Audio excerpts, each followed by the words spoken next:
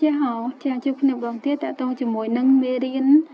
បន្តរបស់យើងការប្រើប្រាស់ពាក្យនៅក្នុងវិស័យធនាគារបន្តទៀតចាអញ្ចឹងឥឡូវយើងមកមើលពាក្យបន្តទៀត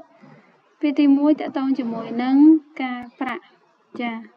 ការប្រាក់ភាសាចិនគឺយើងនិយាយថាលីស៊ីចាលីស៊ីគឺការប្រាក់ណាតមកទៀតគឺតទៅជាមួយនឹងកម្ចីភាសាអង់គ្លេសគឺ loan ដែលយើងតែនិយាយថាកម្ចីឬក៏ខ្ចី loan នេះណាគឺភាសាចិនគឺ贷款តើអាយតែស្រឡេងទី4អានថាតៃខនចាបកថាកម្ចីឬក៏ loan មួយទៀតគឺតទៅជាមួយនឹងកាតប្រភេទកាតវាមានcredit card និង debit card ដែលភាសាខ្មែរយើង credit card គឺកាតអនុទានចាគឺជាកាតដែលយើងខ្ចីលុយពីធនាគារយើងត្រូវបង់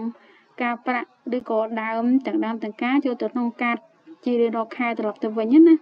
អានឹងគឺយើងហៅថា credit card អញ្ចឹងភាសាចិនគឺ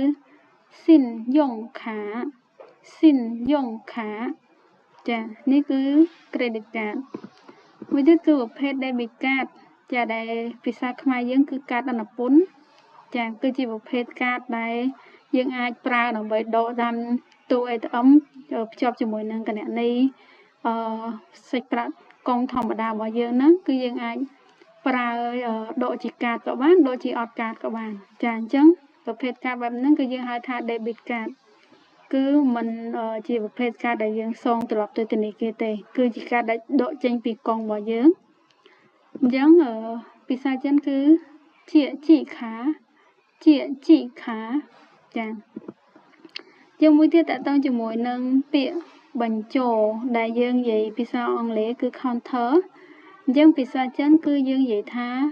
គួយថៃចាគួយថៃបើថាបញ្ចោអញ្ចឹងគឺជាកន្លែងដែលអតិថិជនគាត់មកធ្វើសេវាកម្មហ្នឹងចាគឺមានបុគ្គលិកធនាគារចាអ្នកទទួលបម្រើសេវាកម្មហ្នឹងគឺកន្លែងហ្នឹងគឺយើងហៅថាគួយថៃចាមួយទៀតគឺតទៅជាមួយនឹងបុគ្គលិកបញ្ចោដែលយើងអាចនិយាយថា counter staff ចាអញ្ចឹងបុគ្គលិកបញ្ចោហ្នឹងគឺយើងនិយាយថាគួយយួនចាគួយយួនគឺបុគ្គលិកដែលនៅខាងក្នុងហ្នឹងណាបងប្អូនគ្នា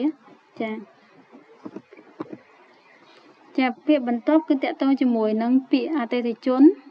ចាអតិថិជនភាសាអង់គ្លេសគឺ customer ចាអញ្ចឹងតទៅមកអតិថិជនភាសាចិនគឺយើងនិយាយថាខហ៊ូចាខសំឡេងទី4ខហ៊ូចាខហ៊ូបកថាអតិថិជនចាពាក្យមួយទៀតតទៅជាមួយនឹងអត្តសញ្ញាណប័ណ្ណចាភាសាអង់គ្លេសគឺយើងនិយាយកាត់ថា NID ហ្នឹងភាសាចិនគឺយើងនិយាយថាសិនហ្វិនចឹងសិនសំឡេងទី1អានថាសិនហ្វដាក់ស្រអិនហ្វិនសំឡេងទី4អានថាហ្វិនជឺអងចឹងសិនហ្វិនចឹងចាសិនហ្វិនចឹងគឺវត្ថុអត្តសញ្ញាណប័ណ្ណឬក៏ NID ចាពាក្យបន្ទាប់គឺពាក្យថាលិខិតឆ្លងដែនដែលយើងនិយាយថា passport ឬក៏ passport ជាភាសាអង់គ្លេសហ្នឹងចាភាសាចិនគឺយើងនិយាយថាហ៊ូចៅហូហ៊ូសលេងទី4ជឺអោចៅសលេងទី4ដូចគ្នាហ៊ូចៅចាហ៊ូចៅបកថាលិខិតឆ្លងដែនអញ្ចឹងនៅពេលដែលយើងបើកគណនី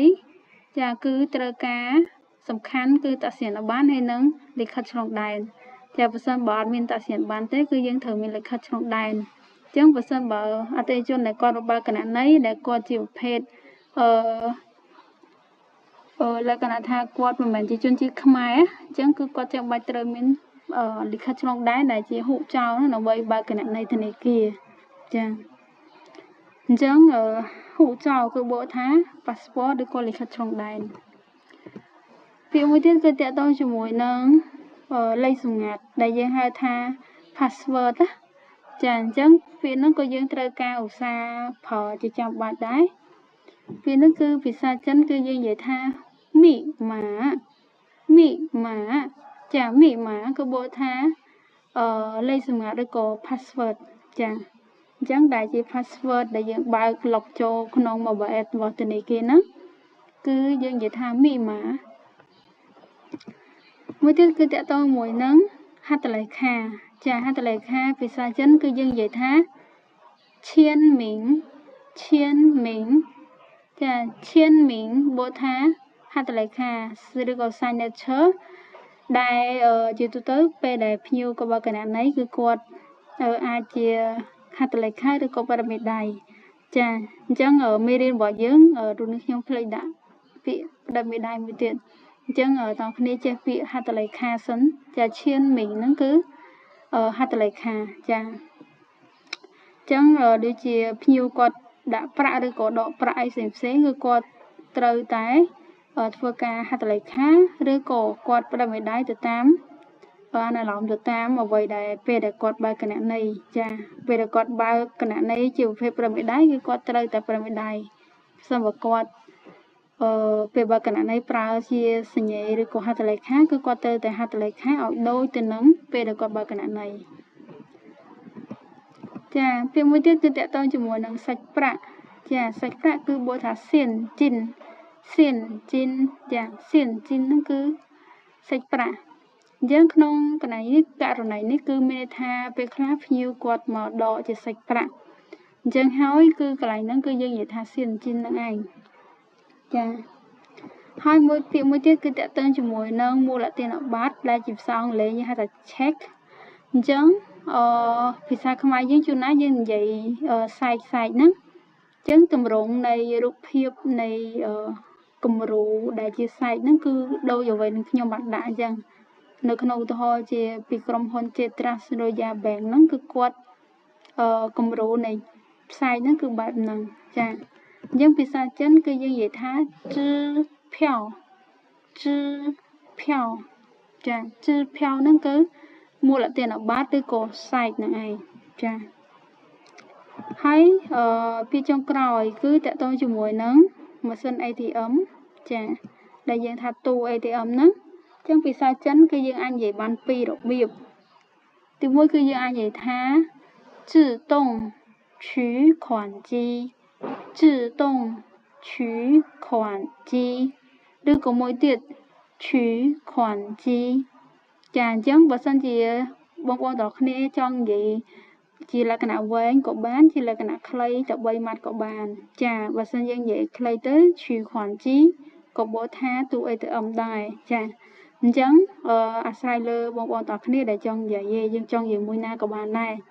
តែជាទូទៅប្រកាសជាបងប្អូនទាំងគ្នាចូលចិត្តនិយាយតែអីដែលខ្លីៗហើយស្រួលលឿនទេ